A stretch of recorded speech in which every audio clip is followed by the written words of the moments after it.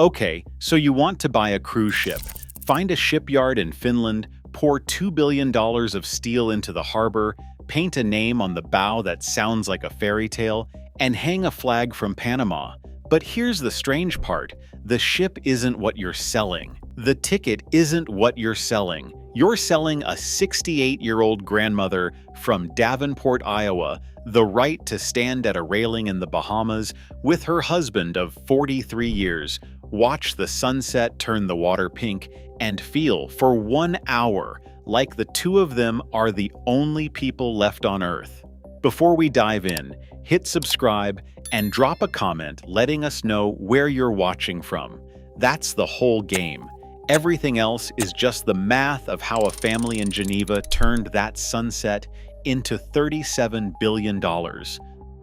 A small luxury expedition ship cost you $155 million, 199 guests, a glass elevator that opens onto a deck where the captain serves champagne at sunrise, while a humpback whale surfaces 50 meters off the bow, $700,000 to $79,000 in steel per passenger. It is the kind of math nobody outside of a boardroom in Hamburg has ever seen. A mid-tier ship costs you $850 million, 3,000 passengers, 2,000 crew, a casino on deck 8 that pays for the lobsters in the dining room. Then there is the icon of the seas, the largest cruise ship ever built, $2 billion.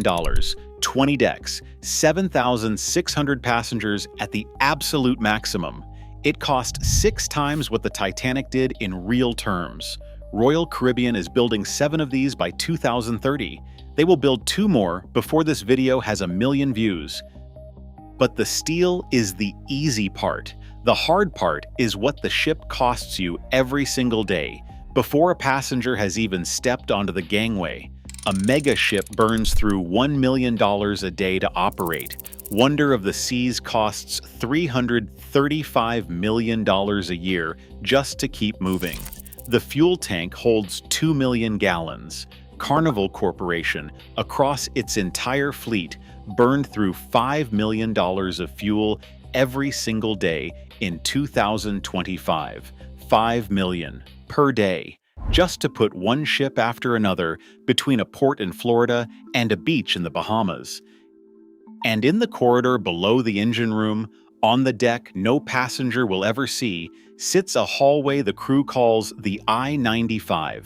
It runs the entire length of the ship.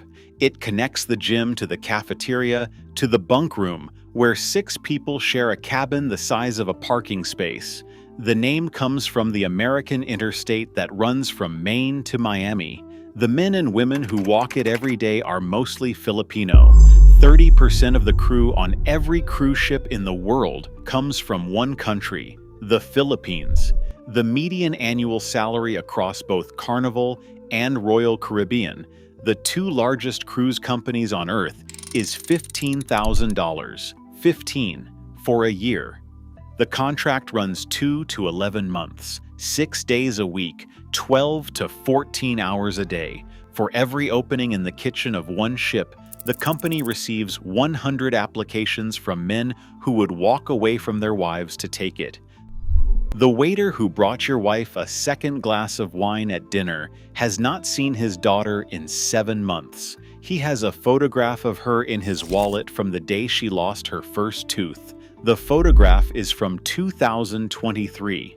She is 9 years old now. She has never been on a boat. That is the part of the cruise you paid for and never saw. And the part you did see, the buffet, the show, the pina colada at the pool, that wasn't the business either. A cruise ticket is a loss leader. Royal Caribbean booked $16.5 billion in revenue in 2024 from 8.5 million passengers. The average ticket was $1,300. But the average passenger spent another $600 on board before they ever stepped off the ship. The drink package alone is $63 to $89 a day per person. A cabana at Coco Cay, the private island Royal Caribbean, spent $250 million renovating, runs $949 to $2,200 a day. The shore excursion they sell you on the boat is the same one you could book on the dock for a third of the price, except by the time the gangway opens, you have a wristband, a schedule, and a credit card already on file.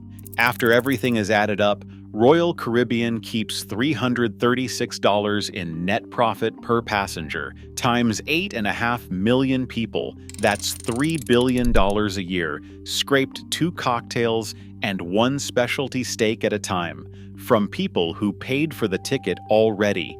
The ship is the bait, the cocktail is the catch. And nobody understood this earlier than a man named John Luigi Aponte.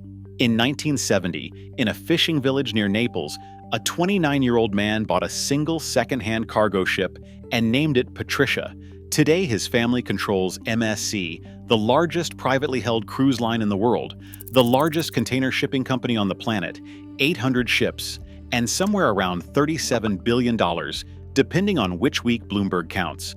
In the fourth quarter of 2025, he handed the entire empire to his 2 children, Diego and Alexa. He named his $500 million yacht the AMO. It is the Italian word for I love. A man who arrived at the harbor with 1 ship is now 3 times richer than the second wealthiest family in Switzerland. He has been photographed exactly 4 times in 50 years.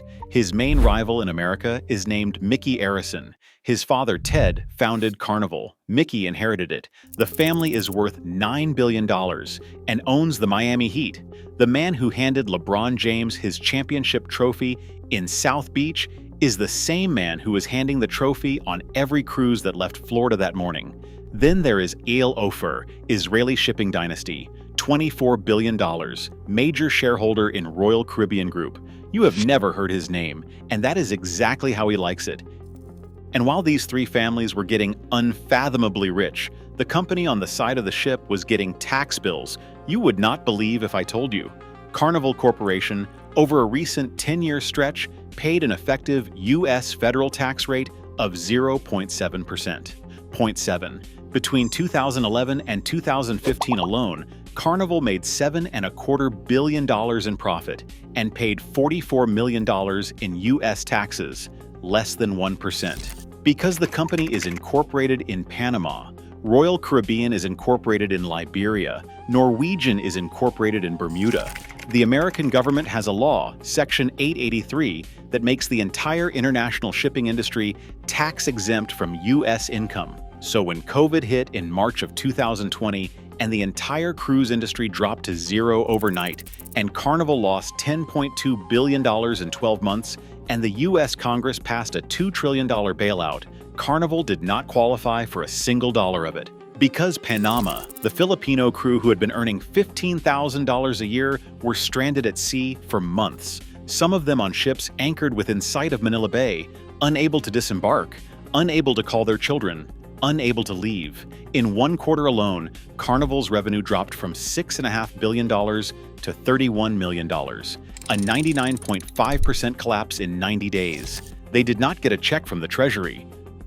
The waiter watched from the porthole, and 8 years before that, on the night of January 13, 2012, a captain named Francesco Schettino decided to steer the Costa Concordia 600 feet too close to a small island off the coast of Tuscany to perform a salute to a friend on shore.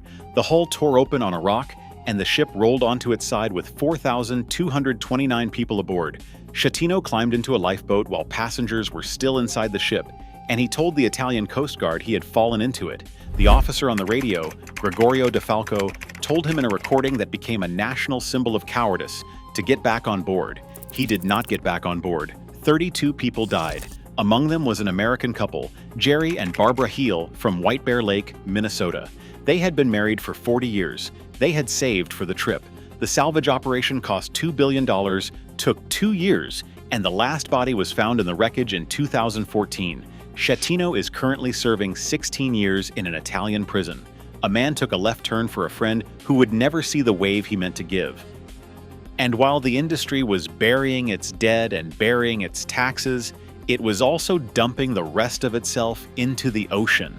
In 2016, Princess Cruises pled guilty to 7 felony counts of pollution after a British engineer blew the whistle on a hidden hose called the Magic Pipe on the Caribbean Princess, used to dump oily waste into the sea for years. The fine was $40 million, the largest pollution fine ever issued to a cruise line. The engineer who turned them in received $1 million as a reward.